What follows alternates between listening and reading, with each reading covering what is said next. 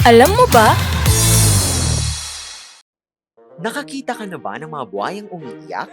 Hindi yung mga ganid na buhaya sa gobyerno ha, kundi mga literal na buhaya ng kalikasan. Alam mo ba na doon pala nagmula ang mga salitang crocodile tears na ginagamit kapag ang isang tao ay namimeke ng iyak upang makakuha ng simpatsya? Umiiyak ka ba, be? Be, ba't parang di ka naman umiiyak? Siyempre, kunyari umiiyak ako para sumunod sila.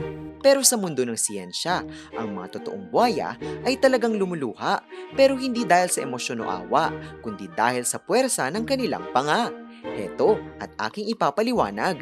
Ayon sa mga animal experts at biologists, ang mga buhaya ay lumuluha tuwing sila ay kumakain ng karne ng kanilang mga naging biktima dahil sa isang likas na reaksyon ng kanilang katawan at mga kalamnan. Kapag ang buhaya kasi ay nagsisimula ng lumamon, marahas silang ngumunguya at humihinga ng malalim kasabay ng mga singaw ng hanging papasok sa kanilang sinuses.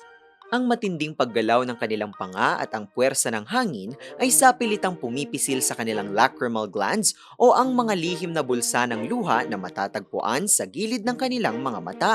Kaya't dahil dito, automatic na umaapaw ang tubig at mukha silang umiiyak.